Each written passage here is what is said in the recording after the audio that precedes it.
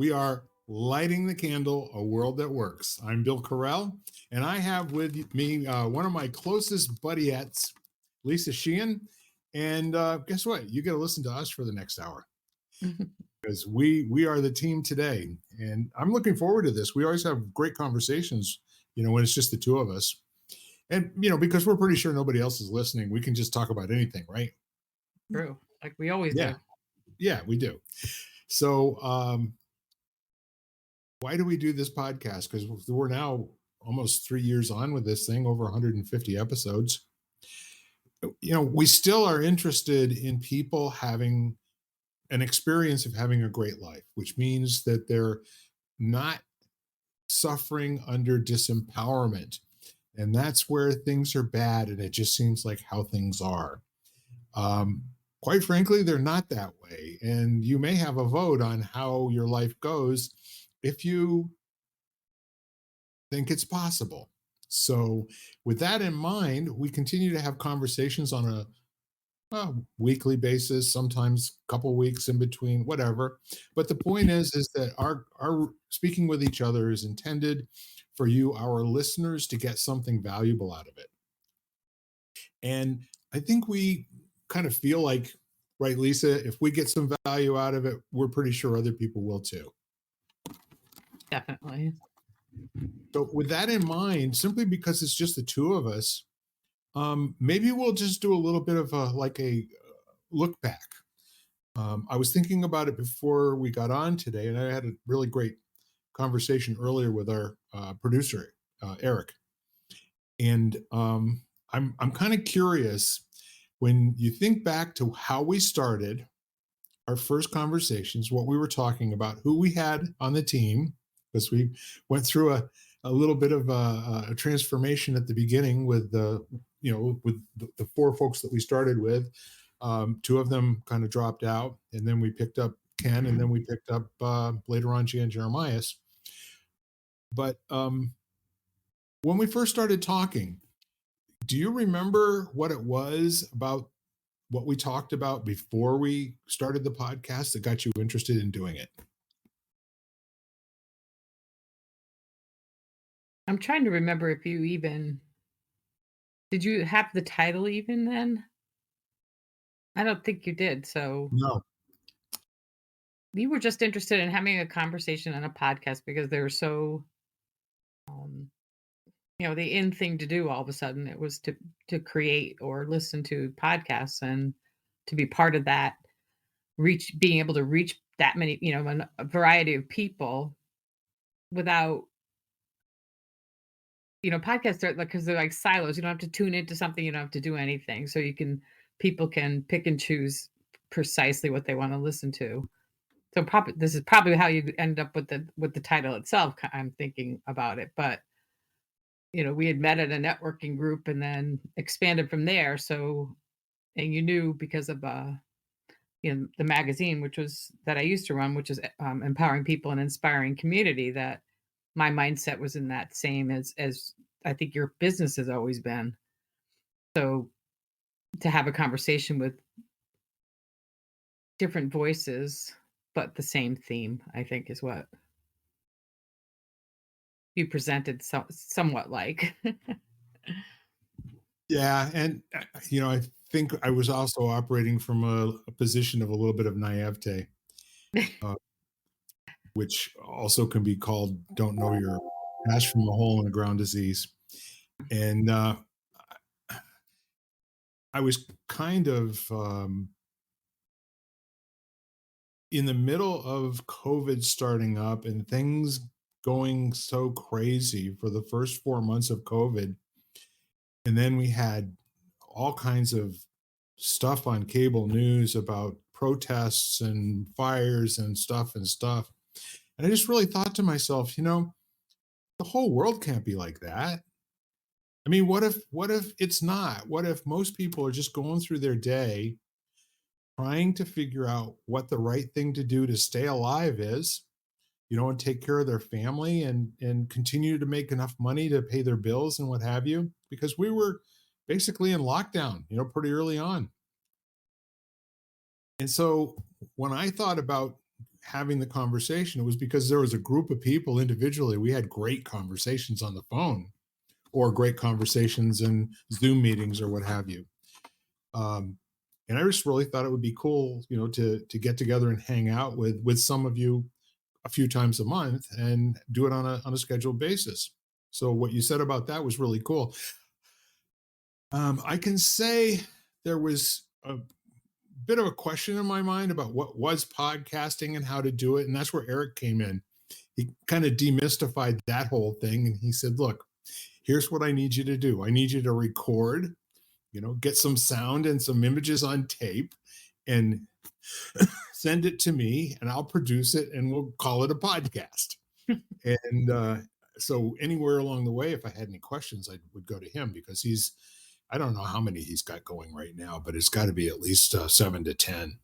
Wow. And yeah, no, he's really a great guy and very generous with his experience and knowledge. And he, like yourself, has been in media for beaucoup years.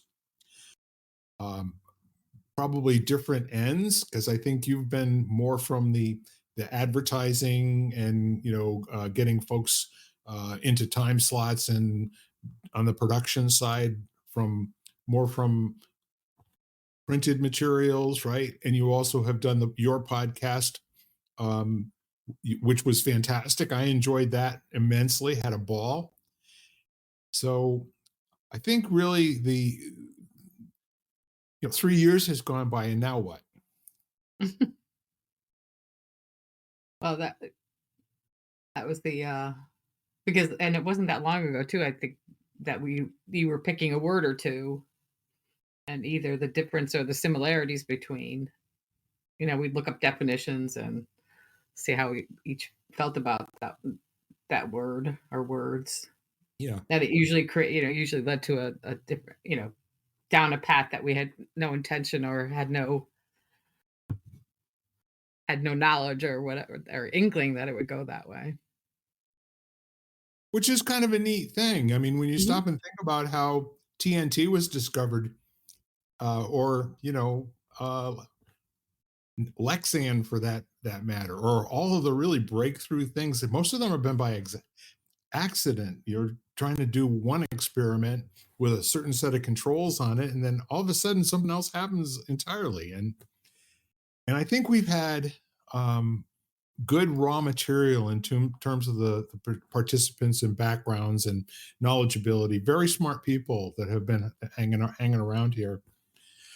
And there's always this kind of like in the background.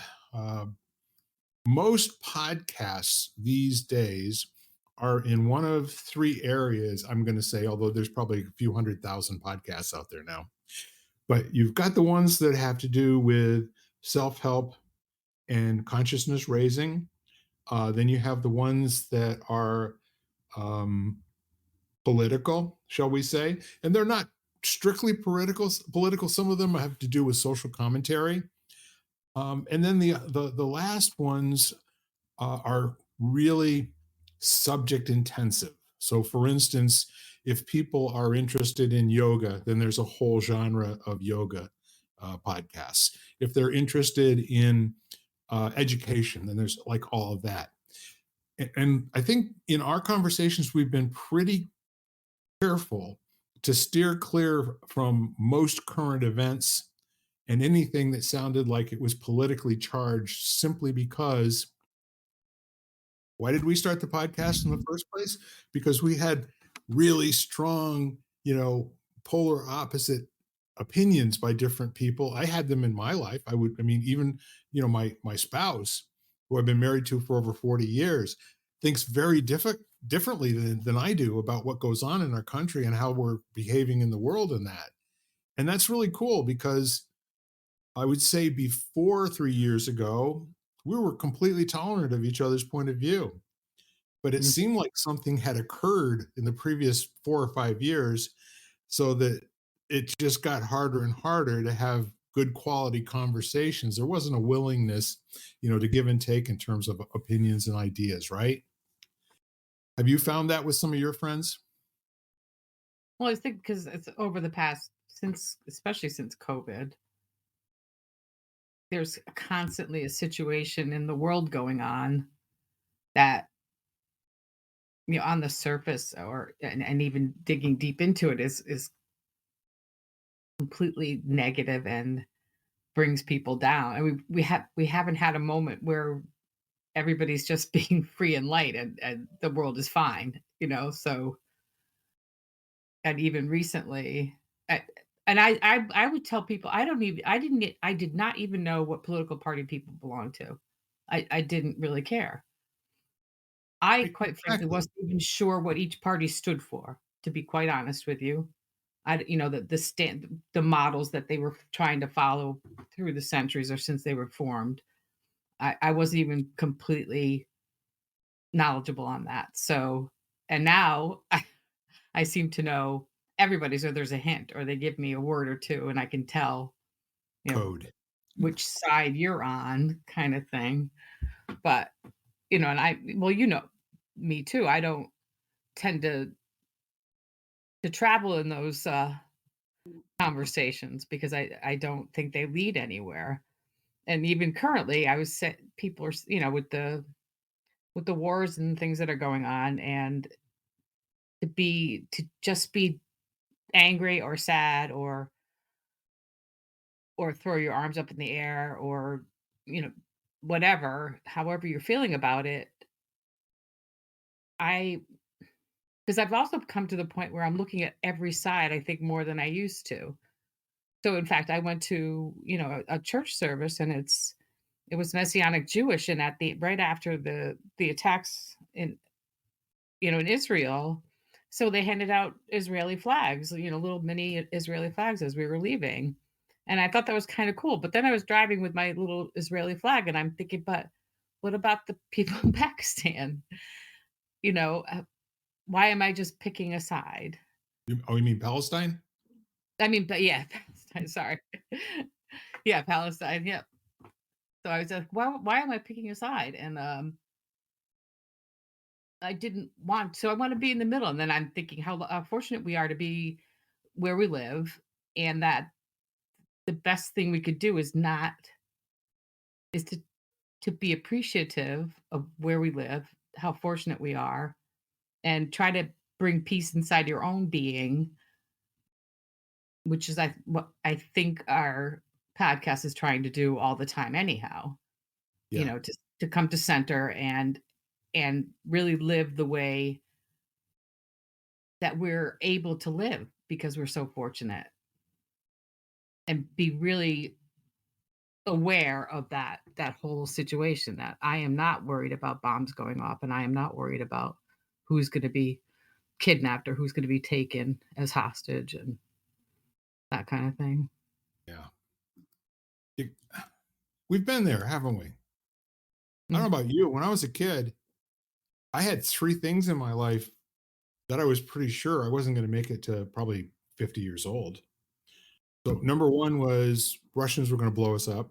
Okay. mhm. Number two, most of the elderly people in my family died of heart attacks by the time they were 45. And then number three, if that didn't get you, on my mom's side, we also had this thing called Huntington's disease, which was genetic, and it's a disease that Woody Guthrie had, and most people die at age 57. You live longer than the smokers who die at 45, but your last 10 or 15 years is the quality of life is not all that great. It's equivalent to dementia for your body.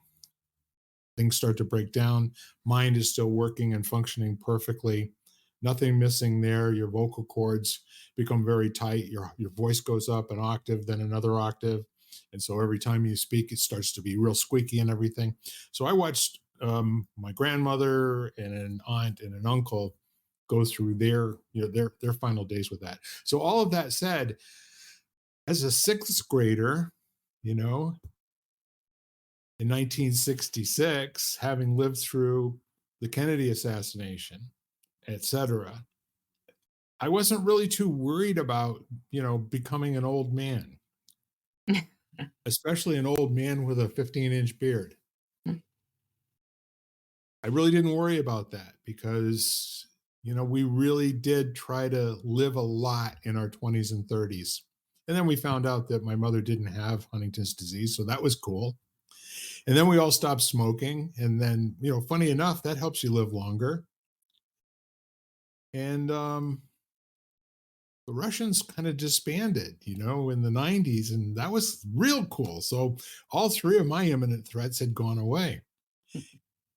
So going through COVID and after 9/11, 9/11 was very upsetting because it was like re-energizing all the trauma that had lived in my body through all those years. I'm sure a lot of other people went through that too.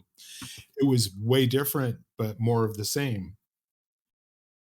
And then it was also one of these insidious things that we lost 3,000 people, in the towers, but there were hundreds of thousands to millions that were affected either personally or because they had relatives that were involved with it, or something happened with regard to their livelihoods as a result of headquarters for financial companies, et cetera, being wiped out.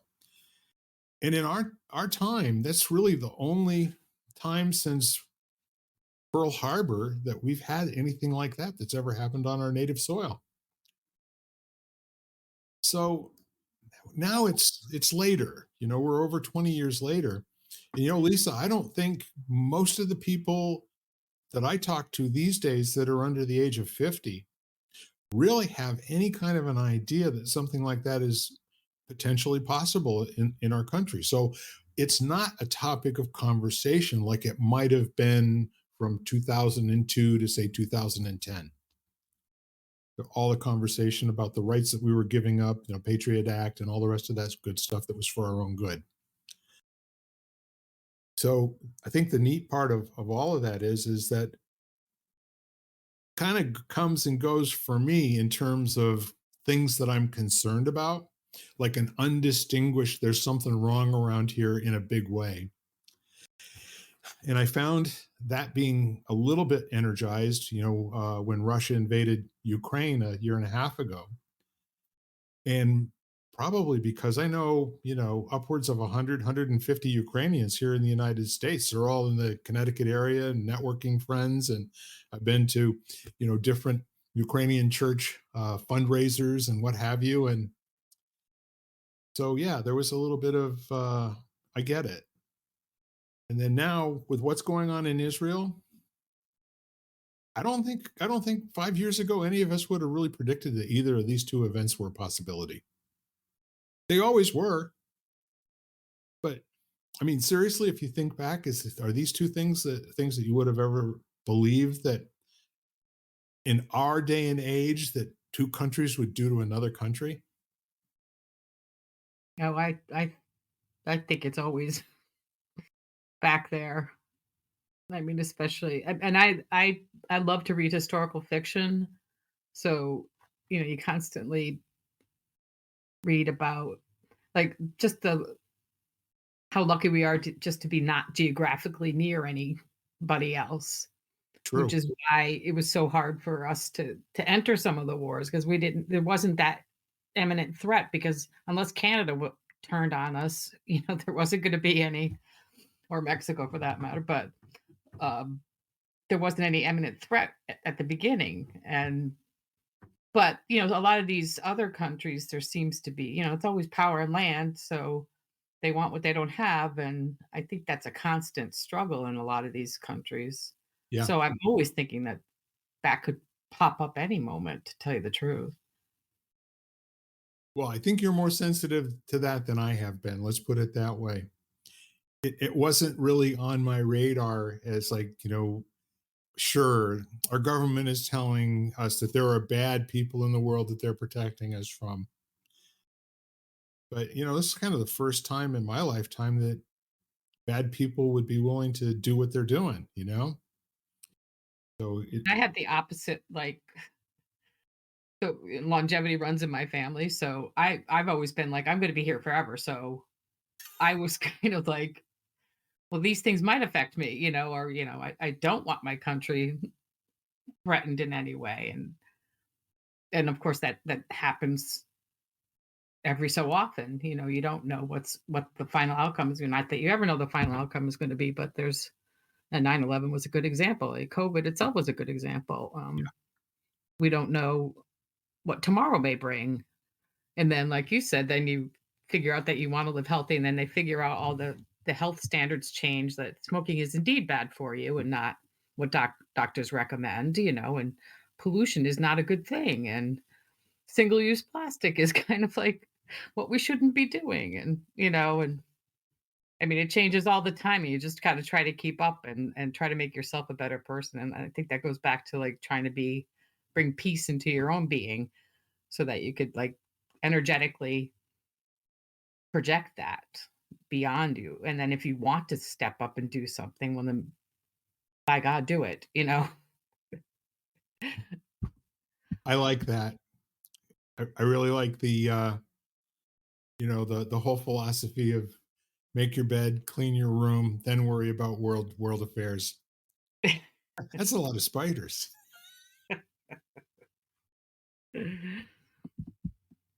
That's pretty creepy. I gotta cut that out. You stop that. We should tell people what we're doing. Well, most of them are not gonna see it, so this will I be an know. inside joke. Our communication platform here has a Halloween mode. And so instead of having the reaction emojis that you normally do, the smiley face and the care and all the rest of that stuff, we've got ghosts and we've got pumpkins, jack o' lanterns, we've got spiders. We got a little purple guy here. I don't know what he does. I think he's a bat. Yeah. So, I think the neat part of it is, um, I don't know about you, especially because of all the networking I've done in the last 20 years. Um, there are far more people for me to share thoughts with than I think there were, when I was growing up and I was a kid. So, for example, just to kind of like compare and contrast two things that happen. Um, by far, for most people, the assassinations of the two Kennedys and Martin Luther King were a high watermark in terms of a failure for the country. It's failure to be, as a matter of fact, that what we stood for and what was actually happening just didn't line up at all. And for me personally, there was another thing that happened. The 1968 riots, um, where there was a family deal that went on there. My grandparents lived one street off of Algiers Street, where Detroit was set on fire, like 8 or 9 city blocks. And so we were on the phone with them almost every day. How are you doing? What's going on? And they said it's loud out. There's sirens. There's this. There's that, but nothing going on at our house. And so that was kind of like a 9/11 for our family because it was so really close. And some of the fires that were going on the main thoroughfare actually caught some of the residences on fire on the next street. And fortunately, they were far enough away that they were just really aware. It made life very difficult for them for a while because everything got locked down for like a week. Um, and throughout the life, there's been blizzards, hurricanes. There's been all these kind of like disruptive forces of nature that have interrupted the flow, maybe lost our power for 4 or 5 days, and a freezer and a refrigerator full of food. But like you said, we're geographically not close. We're protected by two pretty big bodies of water. That's cool.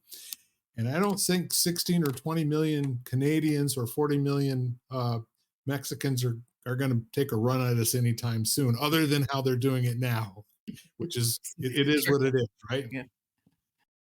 So the pendulum swings really too far in both directions. I'm sure it'll swing back towards the center again here before too much longer. But in the meantime, there's another difference. Um, a lot fewer relatives are around. I don't know how it is in your family, but our numbers have like been cut in half in the last 10 years. And that actually means that there aren't a lot of people to have casual conversations about really important things. And I think those casual conversations, and that's what I'm referring to with my networking buddies, being able to kind of like normalize something that's completely unacceptable behavior or something that's hard to accept that it's even going on starts to take the sting and the edge off of it a little bit. At least for me, I'm speaking personally.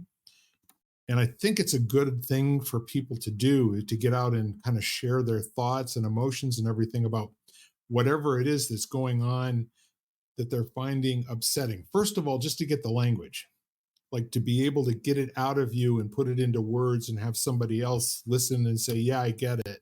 And here's how I feel about that. I think that's a good thing. That's my opinion anyway. Oh, our family is dwindled too, only because my great grandmother had 10 kids and nobody repeated that action. So just just logistically, there's less to lose, but um and the conversations that they're not, well, you probably know, and I think it's for you too. It's one of my favorite things, especially small groups, like one or two other people, one or two or three in a group kind of thing. I like that. In fact, I like to even push people. I'm taking a flow speaking class, and it's basically doing these practices, and it's simple. And one of them is I have a voice, and you complete that sentence over and over again. And so, depending on whether you're going, popcorn style, one after the other, or you just do it yourself for like a minute or two. And I think the do it yourself a minute or two makes you go deep because you start thinking about what you're saying, and then you get to the core of what people really feel about themselves and how they are interacting with other people. And the fact that, and I think I mentioned it the other week, I don't think I was completely aware that my feelings were valid, like my whole life. I was always more concerned about what other people felt and did. And now that I see that, I think my conversations are getting even deeper because I feel I know I have the right and the need to express that kind of those deep feelings. And I am constantly making new friends no matter, because I like to take classes and stuff like that, and I end up getting what appears to be a lifelong friend out of each one of them. So there's a new person to tell my stories to, or tell my what's in my heart in a different way to a new person. But I can talk to my sister really closely, and I'm close with my whole family, but how deep you go is very dependent upon the relationship. So you kind of know who you can share what with, and self edit kind of thing. But the ones that I can go deep with, it's one of my favorite things to do is to talk to that intense level. Yeah, there's a couple things I love about you, and number one is that you're not just committed to ongoing growth and development and lifelong learning. You're just kind of like doing it and without thought, and you just told me what's in it for you, and that's very cool. Not only do you get to learn new things about yourself, but you get to collect new friends as you go. That's a very neat thing. And it's a good reason to do anything, isn't it? Like shells on the beach. Yep, I just keep picking them up. Well, I started collecting couples, back in the Yep. 1980s. And it was a lot of fun for me because, well, Janet and I were married 10 years in 86, 20 years in 96. So I started noticing the people that had been married longer than us that we knew. And so, that was kind of cool. And then we run into somebody who'd been married for 25 years, and then maybe somebody who'd been married for 40 years. And my bull goose loony couple is this beautiful, beautiful pair from Las Cruces, New Mexico. Hugh and Edna Conway. Edna was a civil service, uh, some kind of an administrator for 40 some years until she retired. And Hugh was Border Patrol.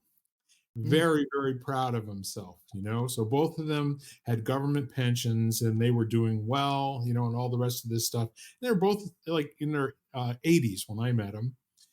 Oh, And so when I first met them, let's just say they had been married like 60 or 61 years. Okay. They got married really early on.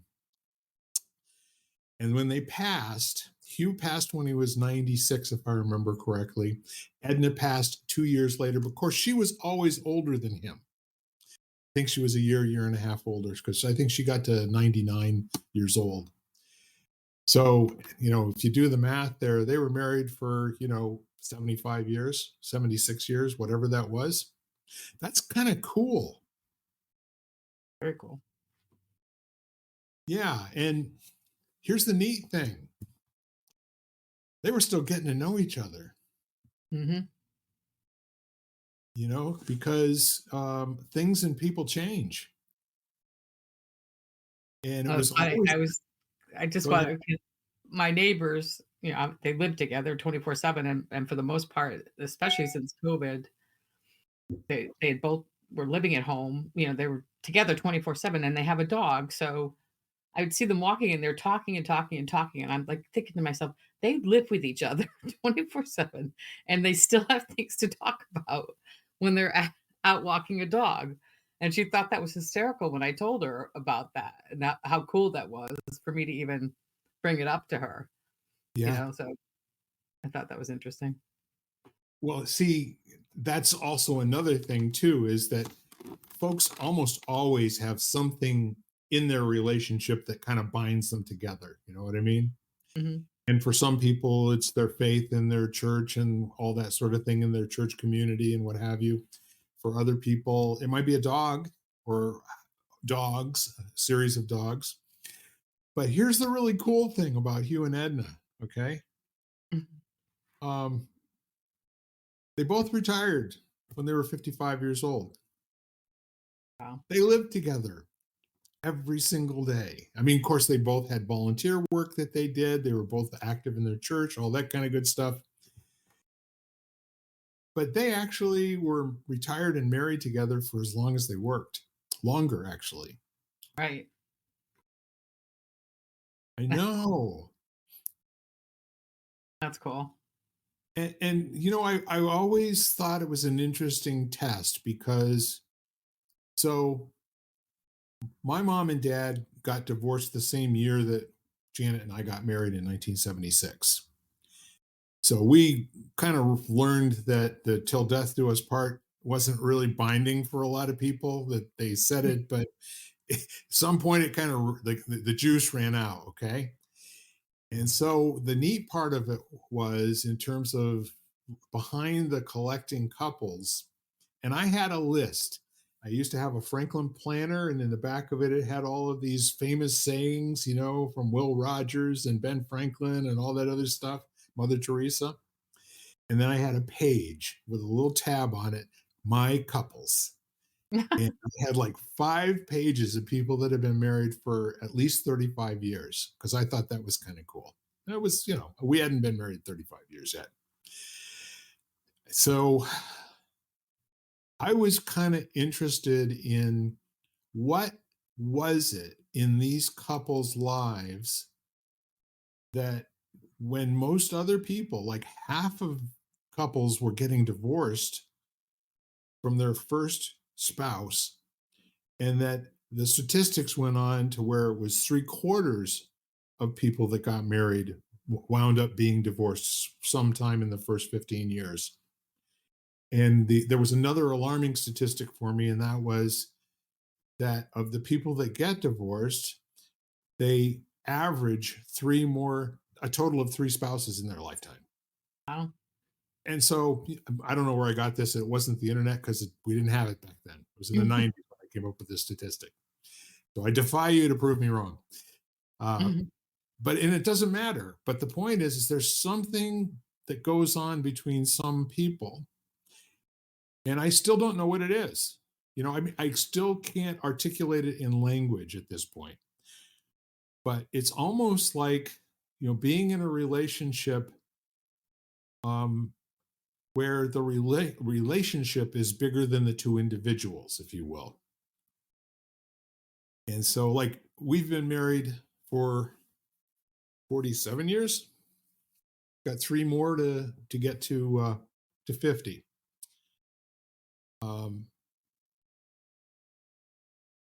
and let me put it to you this way: there have been lots of days when it would have just been really okay, fine to say that's enough. Too much, got to put some back. See you later. I seem to think like it's, and I have no basis personally or otherwise to base this on, but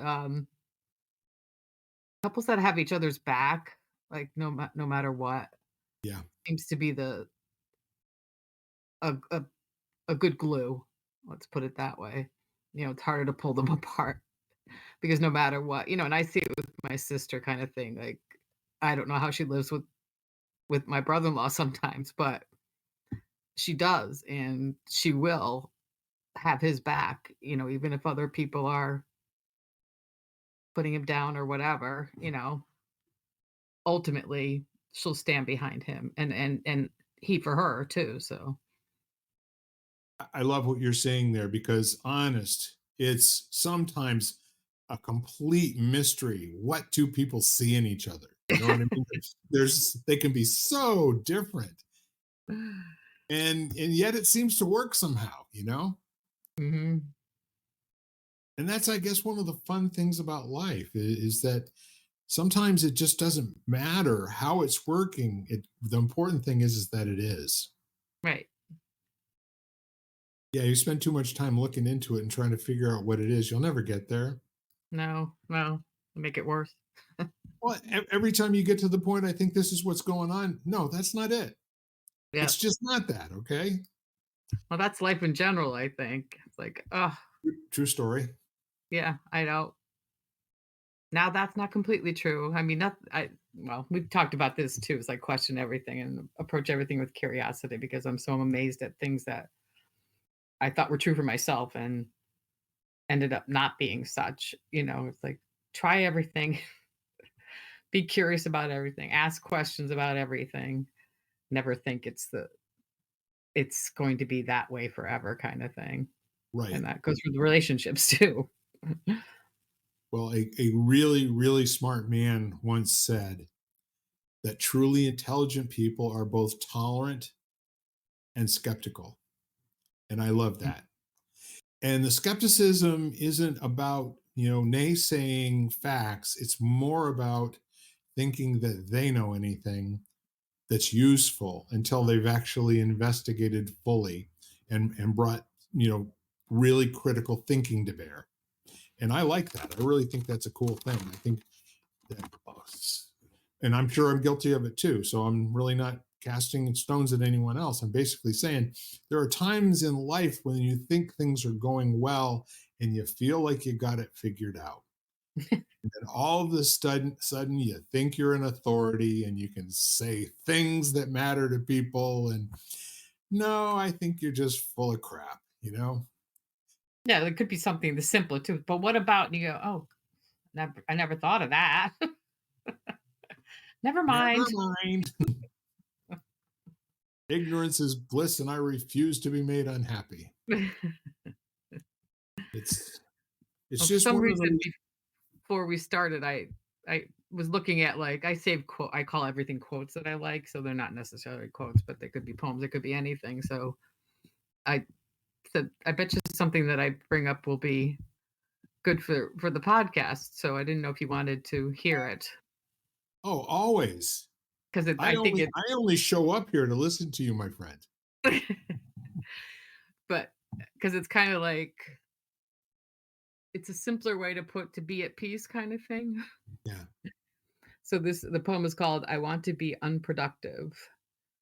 I want to be unproductive, to ponder the meaning of yellow, to listen as summer cicadas sing their final symphony of the season, to dine with friends, to savor course after course, to inhale the scent of San Marzano tomatoes bathed in balsamic brine, to taste vanilla bean gelato and espresso Mary on my tongue, to study the morning habits of a neighborhood robin, to plunge blistered toes into sun-ripened sand, to float in the sea, to feel my heartbeat slow to the rhythm of the tide, to memorize the laugh lines of a California redwood, to spend a morning rereading stories from childhood, to determine which song most resembles a honeybee collecting lavender pollen, to observe a spider spinning her web, to chart freckled constellations along my child's spine, to taste test every croissant in the city, to rest for the sole purpose of slowing down, to savor stillness, to allow myself the gift of being. Very cool. Yeah, that brings to mind a meme that I absolutely love lately on Facebook. And it's Tigger and Pooh and Mhm. Piglet walking across a stream on a bridge. And Tigger is saying to Pooh, he says, Pooh, I'm afraid there's not enough time. And Pooh says, not enough time? He said, nope, I don't think there's enough time to do all the nothing we want to do. I know, so true. It's funny because I don't know about you. I have a lot of discretionary time at this point in my life.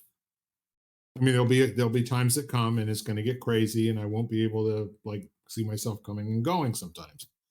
But right at the moment, I mean, I can have a 4 or 5 year, 5 hour period of time where all I do is just sit and contemplate.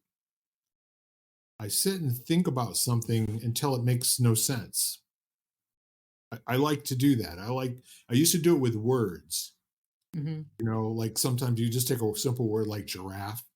And if you say that enough times, it's like your mind's going, what the hell does that mean? Right. I don't know if you've ever done that, but I was listening to Richard Rohr, an interview with Richard Rohr this morning, and he recently turned 80, and he finds himself doing what he's calling gazing or doing little glances, like, like he used to meditate with his eyes closed. He's done all that sort of, but now he's just like wide eyed and looking out into the world, and just like not focusing, just gazing right.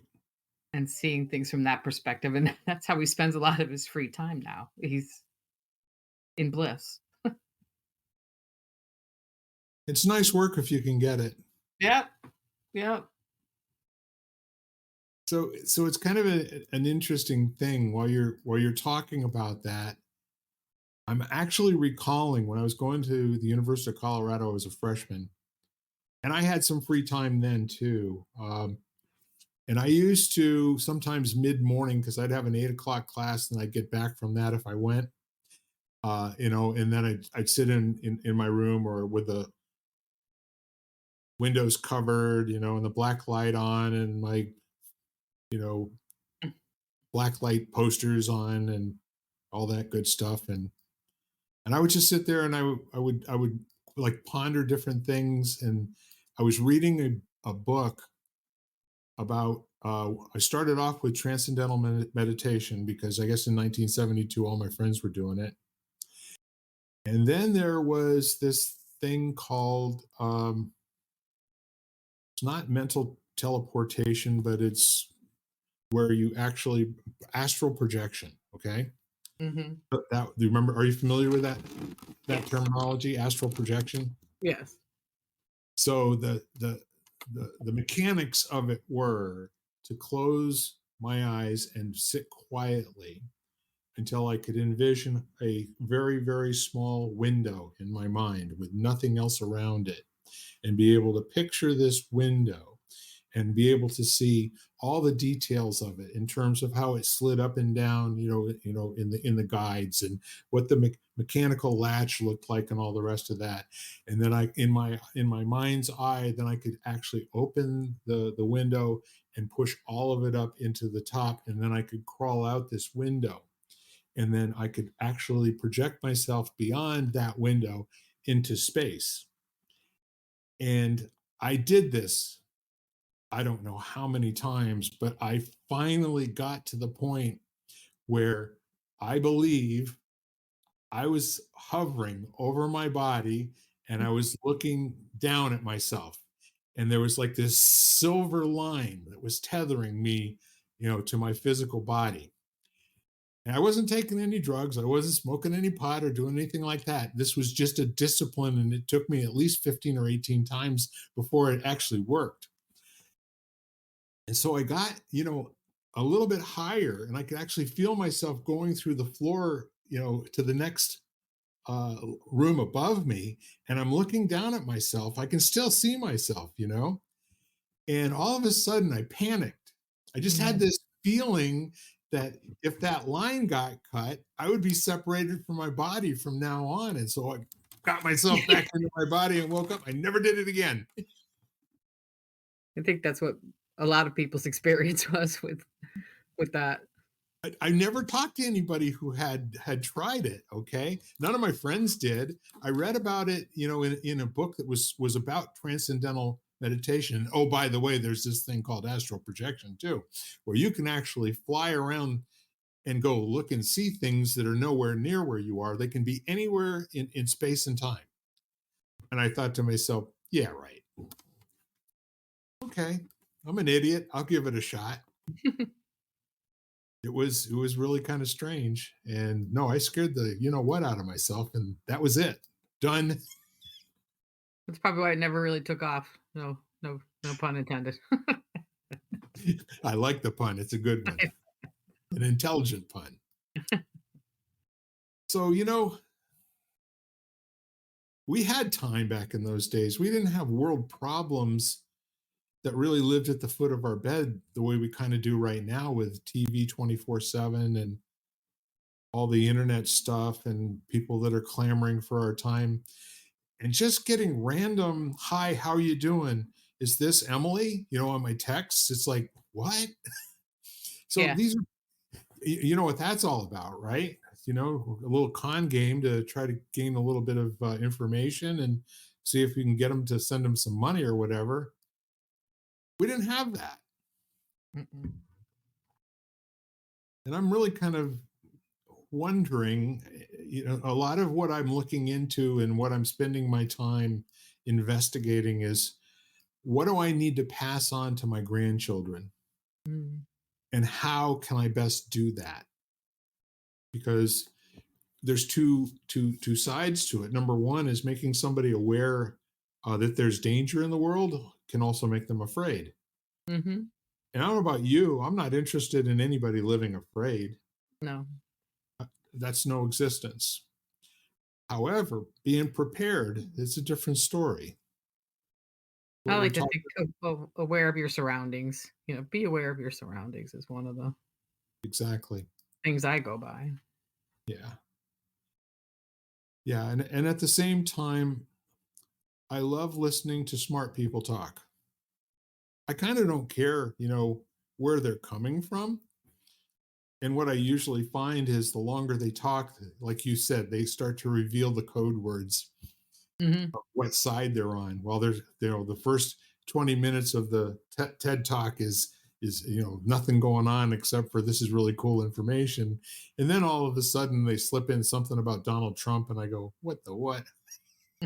You had me all the way up to here. I don't want to hear about Donald Trump. Get away from me, yo. Not in this context at all. No, no. Empowerment and politics are they're two different domains, in my opinion. Unfortunately. Yeah, and just that word is political these days. It's just, so you can't bring it up because it evokes really strong emotions in people. And even that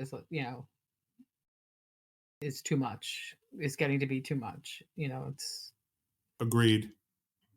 the why can't we get along thing. And then I'm amazed sometimes, like, when I'm with people and then it's at the very end that you realize that they gave it away, and then but you think like, but for the past 3 hours we've been, you know, and that doesn't change because of any of their underlying beliefs should not change our friendship, and but it's one of those things that you just suddenly, like, you wake up and you go, "Oh my god, well, I guess that's okay.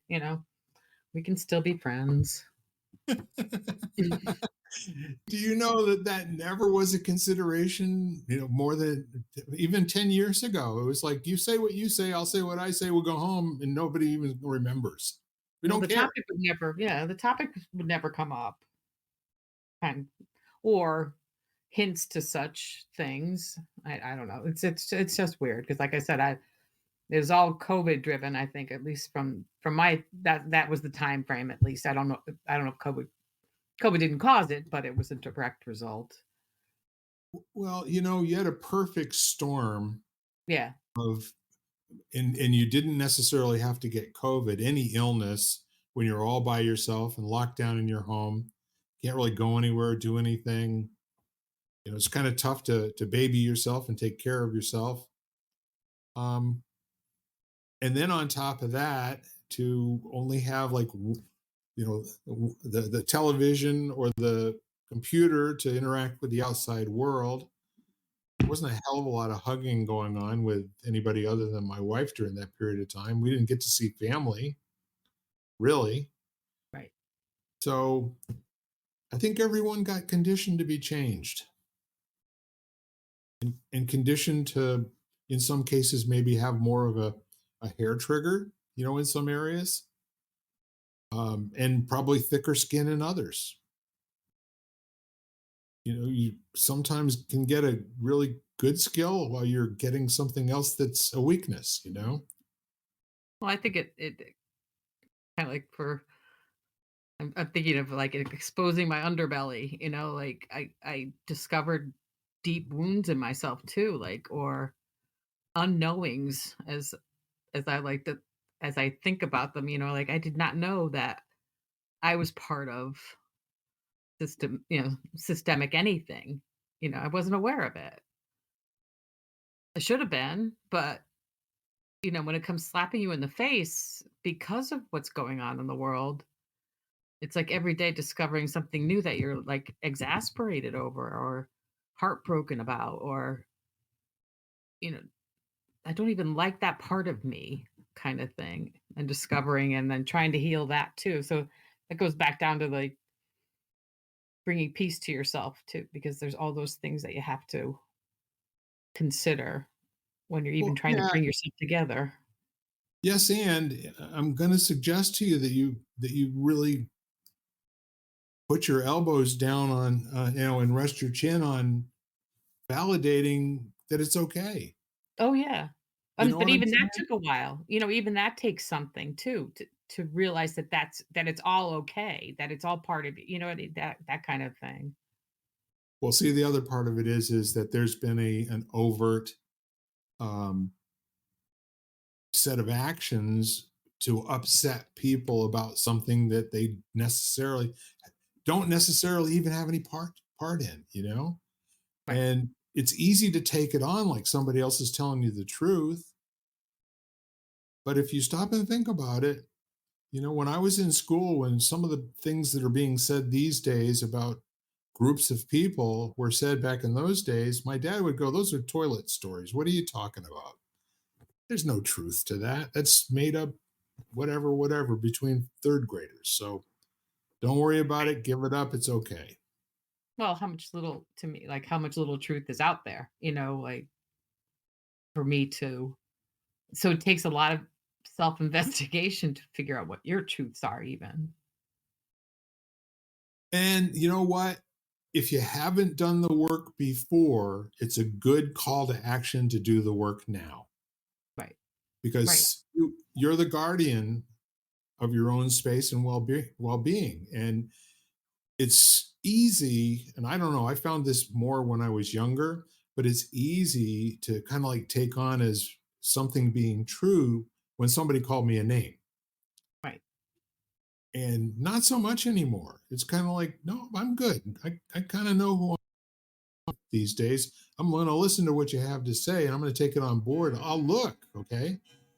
But no, I'm not losing any sleep, and feel pretty good about my relationships and, who I'm with and how I'm being.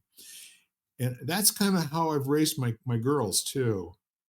However, they're still young and they still shiva get, you know what I mean?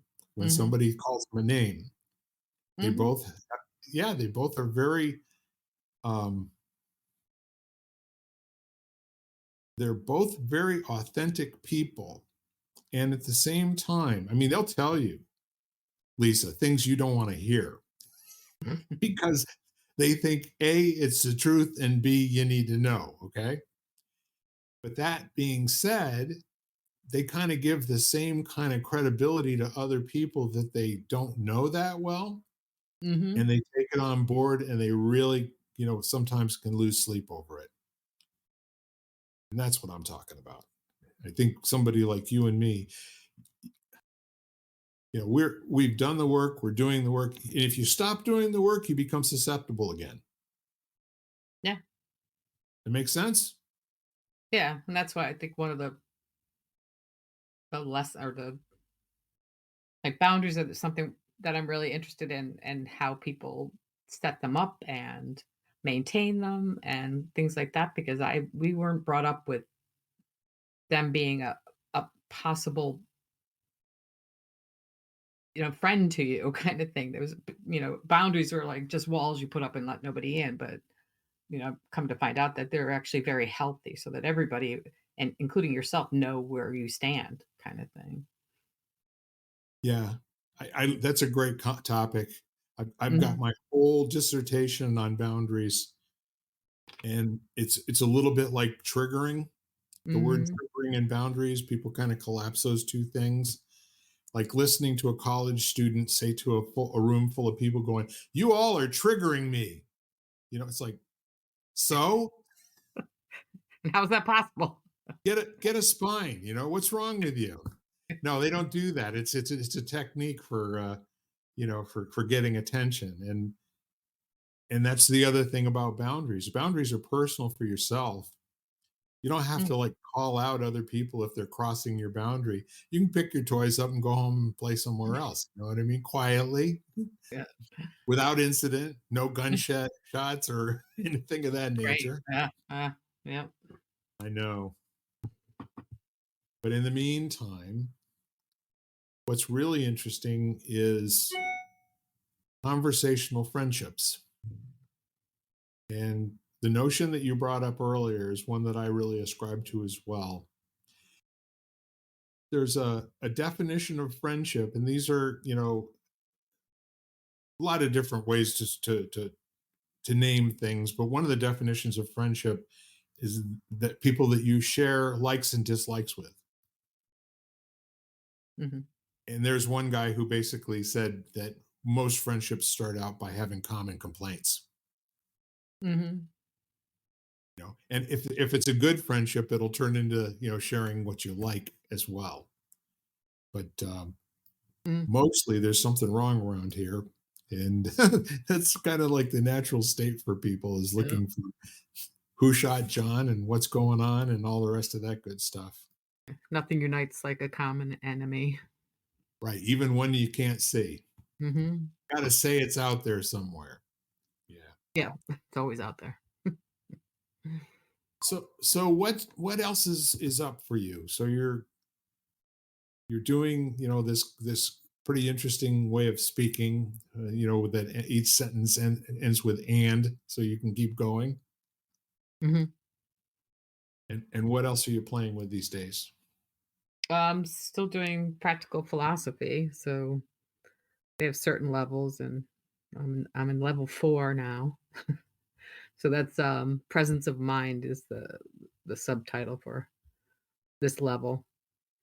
So it's breaking and it's interesting because a lot of us have been in the together now for almost 2 years, so, um, we're getting to know each other, and but it's still kind of funny because people still have a hard time speaking up, and I was one of those, and now I tend to be the one that speaks up because nobody's speaking up, so Good for but you. but yeah, it's a fun school. In fact, they're doing a full day on Plato, the philosopher. not not the I like modeling. that both ways, they're kind of similar, right? Yeah. So I'm going to Wallkill, New York this weekend to I mean next weekend. No, this coming weekend, yeah, to do that. But then I enjoy it a lot. Is there a lot of concentration on the Stoics? The other ones like Socrates and Marcus Aurelius, and Not so much. I mean, they do have quotes, but it's more about how to live practically as a philosopher, at least a philosophy student, let's put it that way, because I yep. don't know. But and how so there's a lot of Eastern influence too, philosophies from that part too. But So are you using like the Republic, or that body of work, or what are you no, using? nothing as a text or anything. It's like I said, there's a lot of Eastern influences, so the words like sattva, like different levels of being, let's put it that way. So that we all have all different levels in us. There's the calm level, there's the work hard level, and how, like most philosophies, how to balance your inners with your outers. Yes. And that's my quote. That's not something. Yeah. That's not a philosophy basic there. It's fun to read philosophers over the years. It's like, I don't even remember much about it, but when I read Rene Descartes, and that his life's work was, I think, therefore I am, Mhm. and I thought to myself, these people really did need to get lives, didn't they? I don't know, they were so smart though too, like I just, I bought Marcus Aurelius's Meditations, Yep. that kind of thing, and I like Ryan Holiday, and he's this, the big stoic educator kind of thing, and, so they all kind of work together. So, where do you think Deepak falls in the spectrum as far as your studies? Because I know you've either read or listened to him. Yeah, I think a lot of what he talks about is in this too, because it's a lot of Hindu influences too. They're not just relying on the Western. Um, and Plato and Socrates, so but I think Deepak is definitely, bringing science into it too, which is kind of helps people believe it more often. Yes, he had a very interesting dissertation about HIV and about any illness. As a matter of fact, Right. he said that he started off with a bold statement that basically said 90% of people that are receiving treatment have nothing wrong with them. They just don't have it. And there's no test for what they have. And so, therefore, they're being treated as a result of what they say. Oh, yeah. Interesting. Yeah. And so, what he was basically saying, this is why most people actually have this innate ability to heal themselves if they're willing to do it. Right. And it's a mind bending, kind of like put a little pretzel in your head for a minute or two, thinking about, what if he's not just blowing smoke? What if he's a guy? I mean, he's got a couple PhDs, and he's written, 750 million books, and Mhm. he talks to really smart people at universities all over the planet, and heads of state and all the rest of that kind of stuff. And Wayne Dyer thought he was pretty cool, so Yeah, they work together a lot. Well, they that's what really. I have a hard time even claiming illnesses that close family members have had to put it on my medical form, because I said, I'm not claiming that. It's not mine. Right. It was theirs. I'm not, and it's a weird, because people find that even odd in itself. And I go, but no, I'm not taking that on, No. because it's happened to people where they take it on and it happens. Well, it's you're really striking a chord with me, because 2 weeks ago I had to go online, getting ready for my physical, and I haven't had one for 18 months. So I went on there and I looked at all of this stuff that was on there, And there were 7 or 8 things that had happened to me in the last 15 years that were they were acute. They happened, they were done, and over. Hmm. And so I had to go in and I had to write comments on every last one of those. No longer existing condition, doesn't need to be recorded. I don't even need to see this. And so when I met with my doctor, she said, "You may see the same thing the next year because the computer program really doesn't want us to ever take anything off that was something that you had in the past." So, for instance, uh,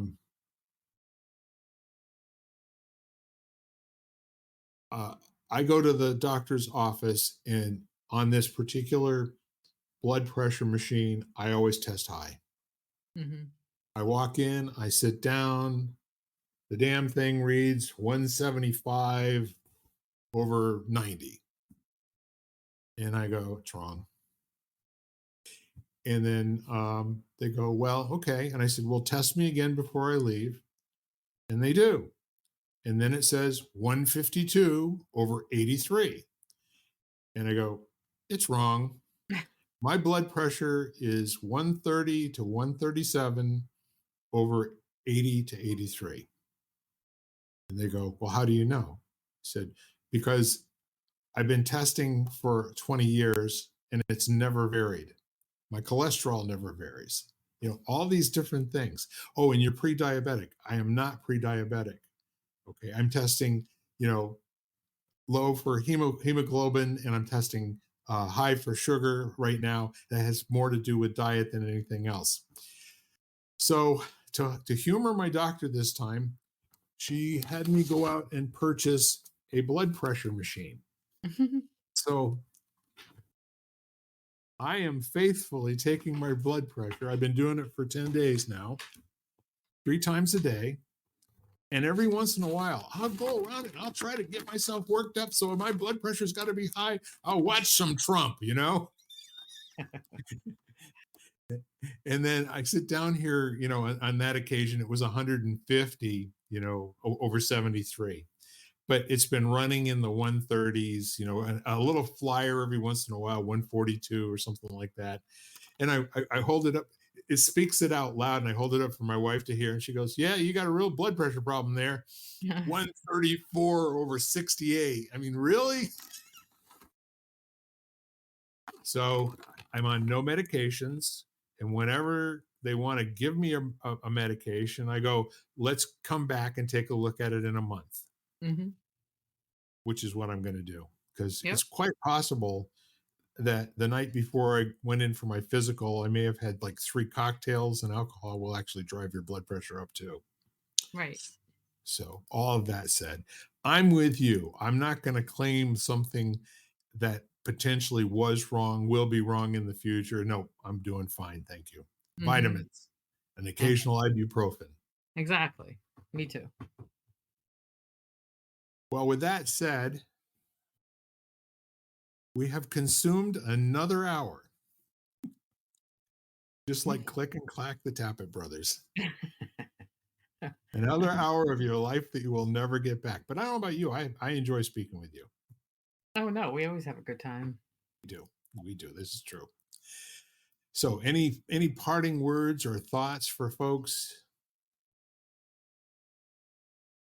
Well, one of my favorite Bible quotes is "Be still and know." So, and that goes back to the peace. So, find some peace within this week. Yes. And what do you know? The next line is that I am God And yeah.